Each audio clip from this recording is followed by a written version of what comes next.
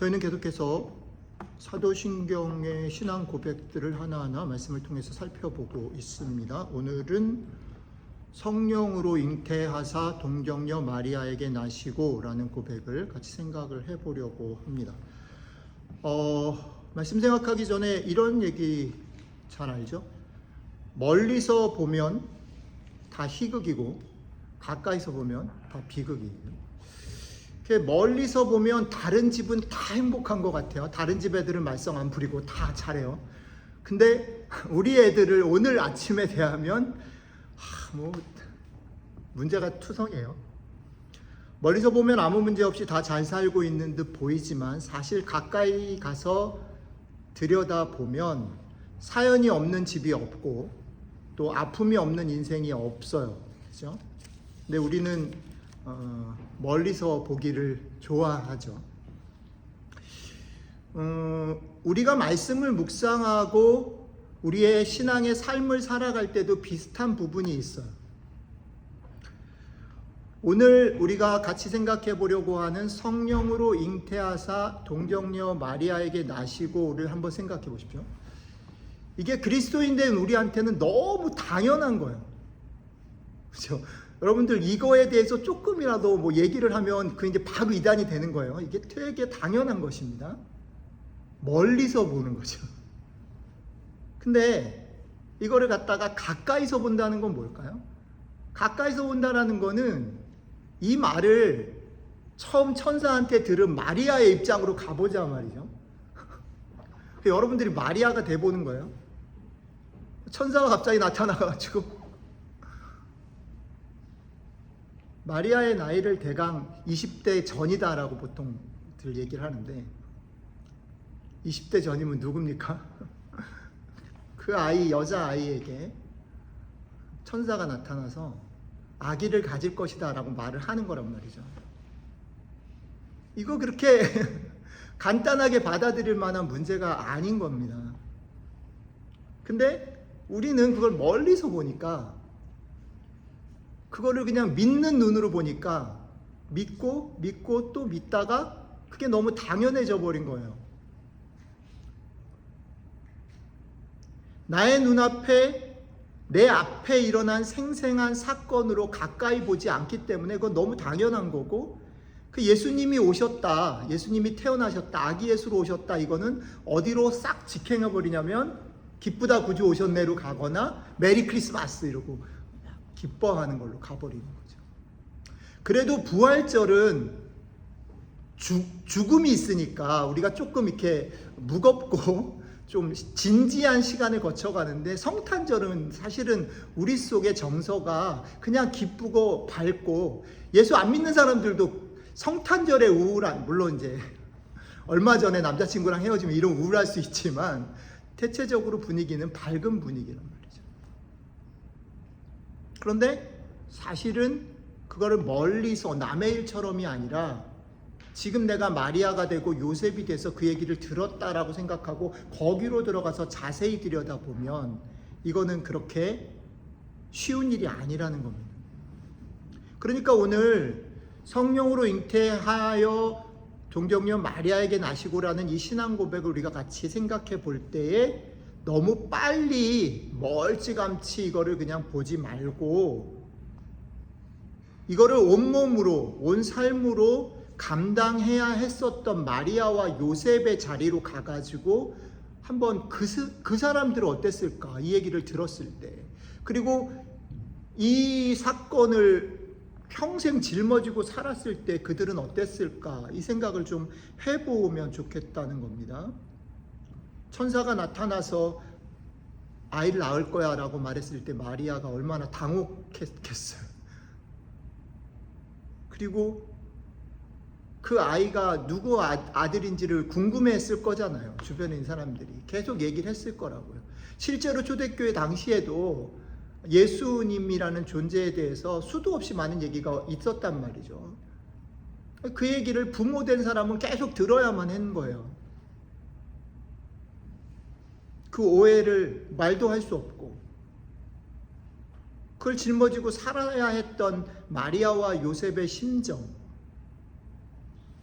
거기로 가서 천천히 약간 슬로우 모션으로 마리아와 요셉이 이거를 아멘으로 예 그렇게 하겠습니다라고 하게 되는 그 시간, 그리고 아멘으로 받았지만 사실 만만치 않았던 긴 시간들을 천천히 같이 좀 느껴보면서 걸어가면 좋겠다. 그러지 않으면 이 말은 너무 쉬운 말이고 너무 뻔한 말이 돼버리는 거죠. 그래서 여러분들이랑 지난 한 주간 동안 묵상할 때도 그랬지만, 일단 이 성령으로 잉태하사 동정녀 마리아에게 나시고 이 신앙 고백을 묵상할 때 1번으로 뭘 했으면 좋겠냐면, 마리아가 어땠을까, 요셉이 어땠을까, 그 자리로 가보자라고 제안을 드렸던 겁니다. 천사가 나타나서 성령으로 아이를 가질 것이다 라는 말을 탁 들었을 때 마리아는 청천벽력 같은 거였을 거예요. 그리고 이해가 안 됐단 말이죠. 그러니까 물어보잖아요. 내가 남자를 알지 못하는 처녀 아이인데 어떻게 나한테 이런 일이 일어나죠? 라고 물어본단 말이죠. 그냥 아멘 하는 게 아니에요. 그냥 납득이 되는 일이 아닌 거죠. 그래서 마리아는 누가복음 본문에 보면 계속 물어요. 어떻게 이런 일이 일어날 수 있죠? 계속 요셉보다 더 많이 묻죠. 왜냐하면 그런 것 같아요. 요셉은 어땠죠? 요셉은 사실 천사로부터 그 소식을 먼저 들은 게 아니라 주변의 소문을 통해서 먼저 들었어요. 내가 약혼한 정혼한 내가 사랑하는 그 여인이 아이가 그 소녀가 아기를 가졌대더라. 얼마나 당황스러웠겠어요. 그리고 성경에 보면 요셉을 이렇게 표현해요. 요셉은 의로운 사람이다. 되게 반듯한 사람이다. 옳은 건 옳다 얘기하고 편법을 쓰지 않고 정직한 대로 FM으로 살아가는 사람이다. 그런 요셉한테 이 얘기가 들렸을 때 며칠 밤을 고민하지 않았겠어요? 이거 어떻게 하냐 이거를. 아마 며칠을 잠을 못 잤을 것 같아요. 그러고 나서 요셉이 최종 결정한 결정이 뭐예요? 그냥 덮자. 결혼도 덮고 그냥 조용히 묻자. 이게 요셉이 내릴 수 있는 최선의 결론이었어요. 그런 요셉에게 천사가 나타난 거예요. 그러니까 되게 재밌는 게 뭐냐면, 요셉하고 마리아를 비교해 보면 요셉은 그냥 덮으면 돼요. 왜냐하면 자기한테 일어난 일이 아니니까. 근데 마리아는 덮을 수가 없어요. 그러니까 덮을 수가 없으니까 마리아는 요셉보다 더 많이 천사한테 물어봐야 되는 거예요. 그래서 길어요. 스토리가 한 2배 정도 되는 것 같아요. 그리고 천사가 요셉하고 마리아한테 나타났는데 공통적인 건 뭡니까? 나타나자 첫 번째 말이 뭐예요? 두려워하지 말아라 요셉아, 두려워하지 말아라 마리아야. 공통적이에요. 왜 그래요? 요셉도 마리아한테도 이건 다 너무 황당하고 두렵고 무서운 일인 거예요. 근데 마리아에게 좀 더 현실적이고 좀 더 무서운 일이죠. 그러니까 뭐가 보태지냐면, 천사가 성령으로 잉태될 거다, 하나님이 하신 일이다 라는 말 플러스 마리아한테는 뭐가 더 첨가돼요? 증거를 하나 줄게. 네가 잘 못 믿고 어려워할 수밖에 없는 일이니까 증거를 줄게. 엘리사벳이 있는데, 엘리사벳이 나이가 이미 많아서 임신할 수 없는 그런 때인데 아기를 가졌어. 엘리사벳을 보고 이 사실을 이해하면 좋겠어 라고 천사가 다시 설명해요. 증거를. 결국 요셉과 마리아가 처한 그 상황을 천천히 읽어가고 슬로우 모션으로 요셉의 감정이입되고 마리아의 감정이입돼서 따라가다 보면, 성자이신 하나님께서 아기로 태어나는 구원의 역사는 하나님만 대단히, 예수님만 대단히 어려운 결정을 내리신 것이 아니라 그거를 감당해야 했던 마리아 요셉에게도 이건 엄청난 일이었어요. 이걸 그냥 꿀꺽 아멘 하나님이 하시니까 라고 받아들이기에는 가까이서 보면 너무너무 위험하고 너무너무 위태로운 길이에요. 그러니까 이게 하나님이 하시니까 뚝딱 우리 세상의 모든 죄를 위해서, 나의 죄를 위해서 예수님이 하늘 보좌를 버리고 이 땅 가운데 그냥 오셨어, 그러니까 아멘이 아니라 너무 위태로운 일인 거예요. 너무 두려운 일인 거예요. 그 길을 통해서 예수님이 오셨다라고 초대교회 성도들이 고백했다. 이것은 그만큼 예수님께서 사람이 되는 사건, 아기로 태어나는 사건은 그냥 교리적이고 추상적인 그런 하늘의 얘기가 아니라 우리가 살아가는 여기의 얘기고, 우리가 금방 은혜 받아서 좋았지만 바로 쓰러질 수밖에 없고, 금방 유혹을 느끼고 금방 신나지만 금방 주저앉을 수밖에 없는 우리들의 얘기란 말이죠. 거기에는 피도 있고 눈물도 있고 오해도 있고 생생한 여기 땅의 일로 오셨다라는 것을 초대교회 교인들이 고백했다라는 거예요. 예수님은 진짜로 생생하게 오셨고 가장 우리가 느낄 수 있는 당혹함의 최고치의 자리로 오셨다. 그냥 멋지게 오신 게 아니에요.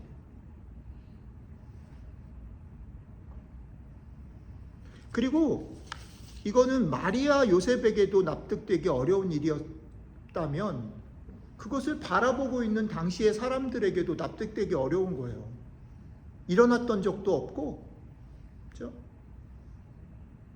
어떻게? 그래서 예수님 당시, 초대교회 당시뿐 아니라 오고 가는 계속 세월 속에 이 질문은 연극으로, 영화로, 드라마로 계속 도전되는 거예요. 예수님 문제 있는 거 아니야? 문제 있는 거. 이거는 우리가 가지고 있는 개념이나 상식으로 납득하기 어려운 일인 거예요. 그래서 초대교회 성도들은 이것을 뭐라고 고백했냐면 성령으로 잉태됐다라고 고백했어요. 세상은 그렇게 이 땅 가운데 오신 예수님을 향해서 계속 의심할 수밖에 없어요. 그리고 초대교회 성도뿐 아니라 우리들 역시 그 세상의 모든 의심에 대해서 우리 나름의 반응을 해야 되는 거죠. 그 반응이 이 신앙 고백에 담겨 있어요. 이 신앙 고백은 세 단어가 합쳐진 말이죠. 초대교회 성도들은 이런 세상의 오해와 질문들에 대해서 이 세 단어로 모아서 대답했어요. 성령으로 잉태하사 동정녀 마리아에게 나셨다. 세 단어입니다. 성령으로 잉태됐다, 동정녀 마리아에게 나셨다, 동정녀 마리아를 통해 오셨다, 나셨다. 하나하나 좀 살펴보면 이렇습니다. 성령으로 잉태됐다라는 말을 그들이 왜 택했냐면 수도 없이 많은 도전들이, 질문들이 뭐냐면 예수님은 사실 인간인데, 그것도 출신 성분도 좋지 않은 인간인데 어쩌다가 보니까 하나님에 의해서 발탁된 사람 아니야?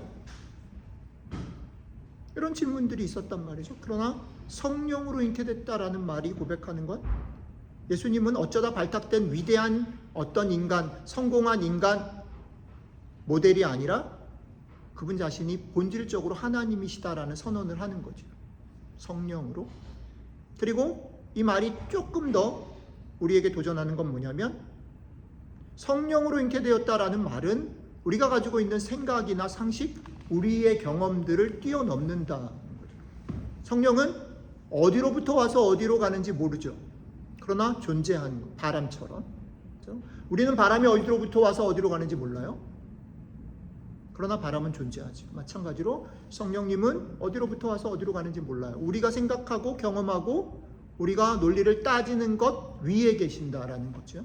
그런 방법으로 오셨다라는 겁니다. 이게 우리에게 도전하는 건 신비로운 것이다. 우리 인간의 인과관계나 우리의 생각과 논리를 뛰어넘어서 역사하시는 성령님이 하신 일이다 라고 고백한 거예요, 그들이. 그리고 나서 동정녀 마리아를 통해서 라고 고백합니다. 그래서 이 말은 사실 꽤 오랫동안 오해됐어요. 심지어는 로만 캐톨릭 신자들이 아닌 우리들도 사실은 이래서 마리아에게 점수를 줄 수밖에 없는 상황이 된 거예요. 로만 캐톨릭 사람들은 더 그렇죠. 그래서 마리아를 마치 그래서 여기서 되게 중요한 교리가, 로마 캐톨릭의 교리가 나오죠. 마리아는 흠이 없어야 돼요. 그래서 동정녀 마리아라는 말들도 그런 뉘앙스를 풍겨요. 그런데 놀라운 건 뭐냐면 우리가 이 사실을 전하는 성경의 그 스토리로 들어가 보면 마리아의 고백 속에 어떤 얘기가 있어요? 자기 자신은 어떻게 얘기해요? 비천한 나를 하나님의 은총으로 부르셨다. 그러니까 초대교회 성도들이 동정녀 마리아에게 나셨다라고 고백할 때, 동정녀 마리아를 통해서라고 고백할 때 그 말은 마리아가 흠이 없고 결점이 없어서 그 일을 감당했다를 강조하려고 하는 표현이 아니에요. 더 대표적인 것 중에 하나는 마태복음이 얘기하는 예수님의 족보가 있어요. 1장에. 거기에는 여인들이 등장하죠. 그 여인의 맨 끝이 마리아예요. 근데 그 여인들의 공통점은 뭡니까? 그 족보에 들어갈 수 없는, 자격이 없는, 이방인이거나 흠결이 있는, 그러나 그럼에도 불구하고 그 여인들을 세우셔서 그 여인들에게 은총을 베푸셔서 하나님께서 그 족보를 통해 이 땅 가운데 자기 아들을 보내셨다. 아무런 자격 없는 비천한 자에게 임한 하나님의 일방적인 은총, 그것을 통해서 성자이신 예수님이 이 땅 가운데 오셨다라는 것을 초대교회 성도들은 강조해서 고백했어요. 그리고 이것은 맨 마지막 나셨다라는 말 속에 마지막 확인됩니다. 주님은 아까도 말씀드렸지만 생생하게 진짜로 태어나셨어요. 아기로. 주님은 우리에게 좋은 교훈을 주거나 마음의 위안을 주거나 관념적인 우리의 모범이 되는 스승이 아니라 하나님이신 그분이 아기로 실제로 생생하게 아주 위태로운 길을 통해서 우리 가운데 태어나셨어요. 그래서 초대교회 성도들은 성령으로 잉태하사 동정녀 마리아에게 나셨다라는 고백을 그들의 신앙 고백으로 채택하고 고백했어요. 자, 오늘은 여기까지 설명을 드리고 이 얘기가 그러면 지금 2000년이 지난 그 신앙의 고백들을 우리가 다시 생각하는 우리들에게 어떤 의미들을 주는가라는 얘기를 하면서 마무리를 좀 해보려고 합니다. 지금 우리가 이 신앙 고백을 따라갈 때 우리에게 들려주는 얘기를 생각하면서 저는 마리아가 오늘 아까 안 목사님이 읽어주신 누가복음에서 이 모든 일들을 겪고 난 다음에 특히 엘리사벳을 만나서 엘리사벳 뱃속에 있는 세례 요한이 자기를 향해서 환영하는 그것들을 경험하고 난 후에 엘리사벳의 얘기를 듣고 난 후에 불렀던 놀라운 응답송, 그 내용들을 가지고 우리의 삶에 한번 적용을 좀 해보고 마무리를 했으면 좋겠습니다. 아까도 말씀드렸지만 천사가 처음 마리아를 방문했을 때 마리아는 엄청나게 두려웠고 그렇기 때문에 확인해야만 했고 증거를 구해야 해요. 그래서 천사가 마리아에게 준 증거가 뭐냐면 엘리사벳을 봐라라는 겁니다. 그래서 엘리사벳을 찾아갑니다. 그리고 엘리사벳과 만나서 대화하고 이야기하는 동안 거기에 머무르는 동안 천사의 말이 사실임을 확인하게 된 후에 마리아는 주저앉아서 이 찬양을 노래합니다. 다시 말씀드리지만 이 찬양으로 너무 빨리 가면 안 된다는 거예요. 이 찬양까지 가는 거기까지 마리아의 심정들을 우리랑 같이 천천히, 그러니까 우리가 은혜를 사모합니다. 믿음으로 무언가를 돌파하려고 합니다. 그러나 실제 우리의 삶에서는 여기에는 시간이 있어요. 여기는 아픔이 있고 여기에는 눈물이 있어요. 그 시간들을 거쳐서 여기로 갑니다. 마리아 마찬가지죠. 이것들을 싹 뺀 채로 우리가 믿음의 영웅처럼, 믿음의 용사처럼 마구 영적인 싸움을 하고 승리를 외치는 것, 그것이 성경이 말하는 신앙이 아니라는 것입니다. 그런데 어쨌든 이 시간들을 통해서 마리아는 이 일이 하나님으로부터 왔다라는 것들을 깨닫게 되고 인정하게 됐을 때 이 찬양을 부릅니다. 그녀의 찬양의 내용, 이것은 이 사건 이후로 교회가 계속해서 묵상하고 복음의 의미, 성자이신 하나님께서 이 땅 가운데 오신 의미들을 우리가 어떻게 반응해야 되는가로 계속 노래하고 묵상하고 외우고 마음에 담은 구절입니다. 이 찬양의 내용은 놀랍습니다. 왜 놀랍냐면 마리아가 그 시간들을 거치고 나서 이 일이, 자신에게 일어난 이 일이, 남자를 알지 못하는 아이인 자기에게 일어난 이 일이 난감하고 절망적인 사건이 아니라, 재앙이 아니라 하나님의 은총이다라고 이해하게 되고 받아들이게 됐기 때문에 마리아는, 다시 말씀드립니다, 마리아는 엄청 난감했을 거예요. 엄청 두려웠을 거예요. 깜깜하게 아무것도 보이지 않았을 거예요. 그런데 그 시간들 속에서 조금씩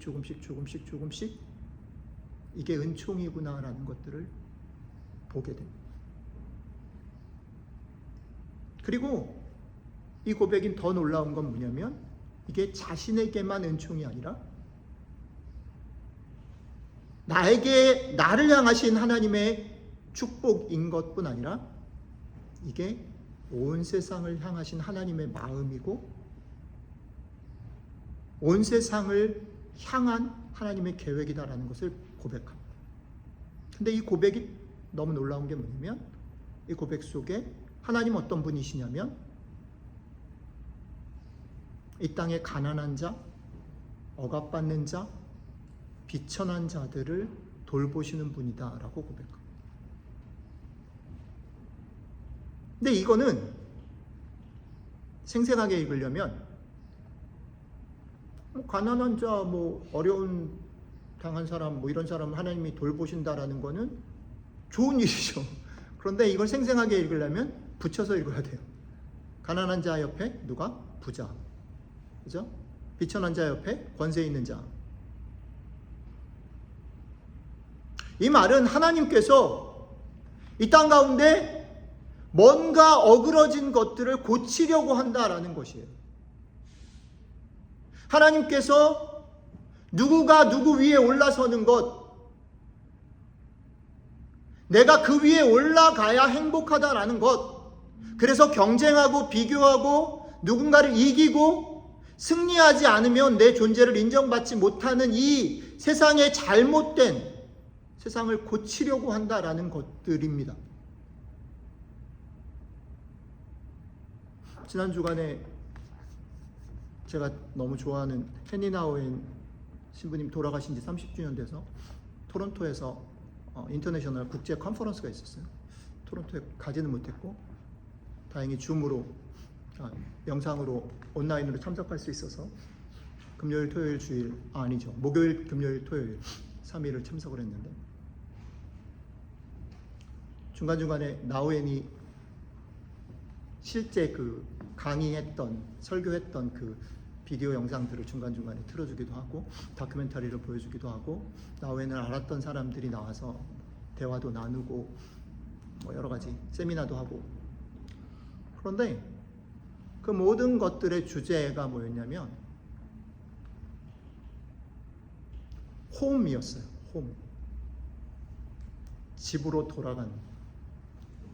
나우엔이 평생을 달려서 결국 그가 가려고 했던, 말하려고 했던 중요한 단어를 홈이라고 잡았어요. 집으로 돌아가는. 근데 그 얘기를 하면서 다 다른 강사들인데 쫙 흐름이 닿는 게 뭐냐면, 우리가 살아가는 세상이 계속해서 우리한테 속삭이고 우리한테 계속 압력을 주는 게 뭐냐면, 너 효율적인 사람이 돼야 돼. 너 쓸만한 사람이 돼야 돼. 너 다른 사람들한테 인정을 받아야 돼. 라고 얘기한다는 거예요.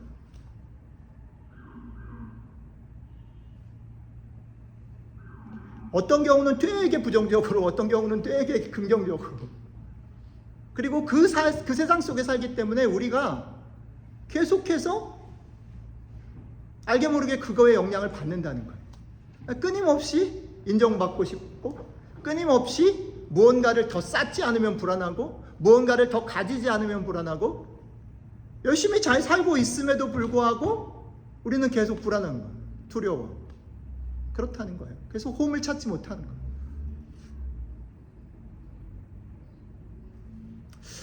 이 마리아가 여기서 결국 발견하게 된 것, 믿음으로 순종하게 된 것이 뭘 얘기를 하는가 하면, 우리 주님께서 이렇게 위험한 방법까지 동원하셔서 이 땅 가운데 인간으로 오셨다는 거 우리한테 보여주기 위해서 그런 거잖아요. 하나님이 예수님을 이 땅 가운데 그렇게 어리석고 위험한 방법으로 보내신 이유가 뭐예요? 내가 너랑 같이 있는 걸, 임마누엘인 거를 너네들이 알았으면 좋겠어. 이래가지고 요한복음 1장 14절에 그분이 이 땅 가운데 오셨다 이잖아요. 그죠? 근데 놀라운 게 뭐냐면, 그분이 몸을 입고 오셨는데 우리는 그냥 그분이 하나님이시기를 바라고 여기에 인간으로 오신 그분을 보면서 불안해한다는 거예요. 안 보인다는 거예요. 그분이 내 옆에 있다라는 사실을 받아들이지를 못한다는 거예요. 알아채지를 못하는 거예요. 그 일은 위험한 일이고, 그 일은 오히려 두려운 일이고, 그 일은 오히려 부담스러운 일이 돼버린다는 거죠.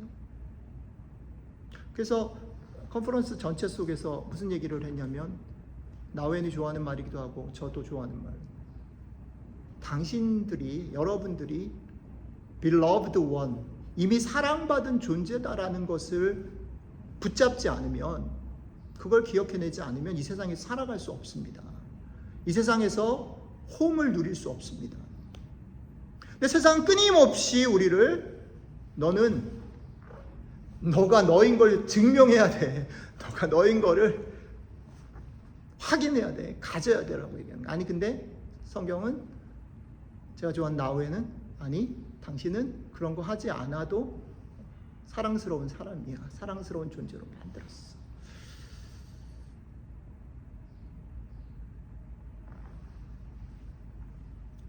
우리는 때로는 우리 앞에 놓인 일들 때문에 당황해서 그걸 못하기도 하고, 때로는 우리가 하고 싶은 일에 취해서 그걸 못하기도 해요. 긍정적이든 부정적이든 우리는 계속 디스트랙됩니다. 조용한 시간을 갖지 못해요. 내가 누군지를 집중하지 못해요. 그러니까 계속해서 그 속에 사는 거죠.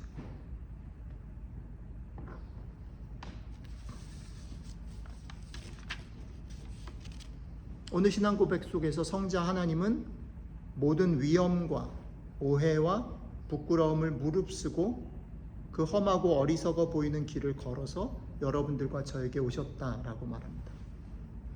근데 우리는 정반대로 여기 오셨는데 그분을 못 보고 우리의 주먹을, 지난주에 얘기한 대로 주먹을 꽉 쥐고 세상이 말하는 효율과 가치와 인정을 쫓아가느라 주님이 여기 계시다라는 걸 알아채지 못한다라는 겁니다. 그래서 오늘 이 말씀을 같이 나누면서 여러분에게 여기 여러분들 곁에 와 계신 주님, 그 주님을 알아채시기를 축복합니다. 언제 알아챌 수 있을까요? 나의 힘과 나의 정답이 무너지고 내가 하나님의 은총이 절실히 필요한 사람이다라는 것을 알게 될 때 우린 손을 필 수 있어. 마리아가 두려웠던 이유는, 따질 수 있었던 이유는 그게 납득이 되지 않고 보이지 않았기 때문이고, 시간들을 통해서 마리아는 그 은총의 눈이 떠진 거죠. 그래서 자기가 비천한 사람인 것, 자기가 자격 없는 사람인 것을 발견하고 그 찬양을 부를 수 있었어요. 그것은 다른 사람과 비교하고 어떤 정답이 있어서 목사가 설교를 하니까 나는 그래야 돼, 그리스도인으로서 그래야 된다라는 말이 아니라 여러분들 자신이 조용히 여러분들 자신을 돌아보면서 하나님의 마음들 앞에 서야 한다.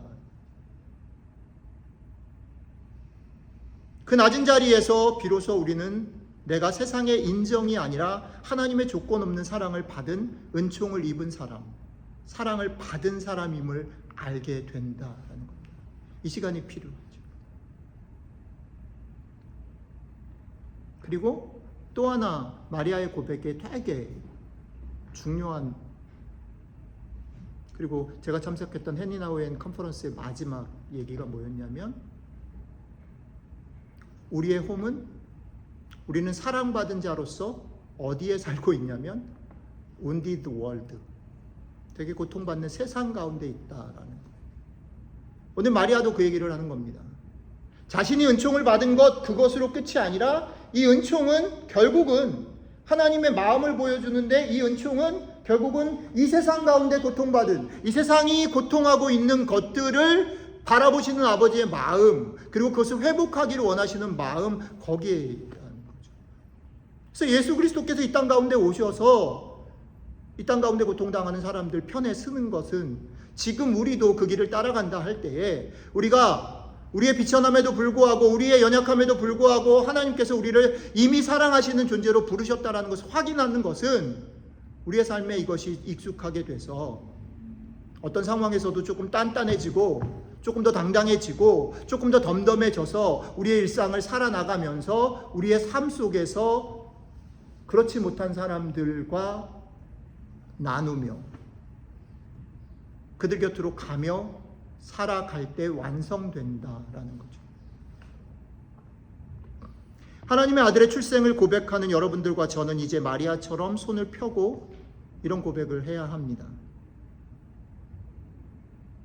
하나님, 주님, 제가 이 세상 가운데, 이 세상이 나를 분주하게, 번거롭게, 시끄럽게 만드는 이 세상 속에서 하나님 나를 사랑하신다 라는 것들을 담대히 고백하며 살게 도와주십시오.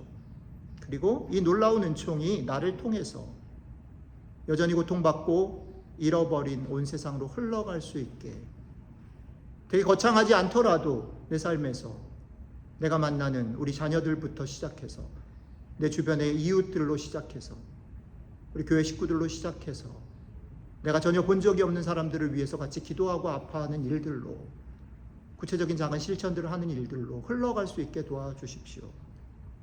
이번 한 주간 여러분들의 삶의 자리에서 여러분들 자신이 얼마나 은총받은 사람이고 그 생생한 은총이 여러분들을 통해서 흘러나가고 그게 하나님의 마음을 기쁘시게 하는지를 경험하시게 되는 한 주가 되시기를 주님의 이름으로 축복합니다. 기도하겠습니다.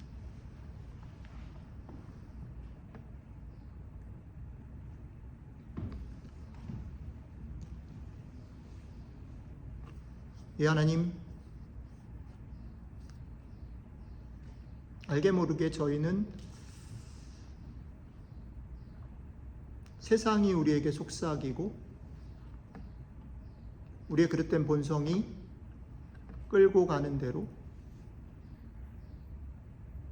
조금이라도 인정받지 못하면 불안하고, 조금이라도 갖지 못하면 불안하고, 조금이라도 높은 자리에 올라가지 못하면 불안해하는, 그래서 바삐 움직이는 삶을 살아가고 있습니다. 그런 저희들에게 성자 하나님께서 성령으로 잉태하사 동정녀 마리아에게 나셔서 우리 가운데 생생하게 진짜로 오셨다라는 말씀을 통해서 우리가 이미 그런 것 없이도 사랑받을 존재이고 사랑받은 존재이고 그 존재로 담대하게 당당하게 살아갈 수 있다고 얘기해 주셔서 고맙습니다. 이 사랑받은 존재가 우리 안에 머무르지 않고 우리를 넘쳐서 우리 주변에 여전히 아파하고 두려워하고 갈등하고 힘들어하는 사람들로 흘러나가는 복된 한 주가 될 수 있도록 함께 해주시면 좋겠습니다. 감사드리며 우리 주 예수님 이름으로 기도드렸습니다. 아멘.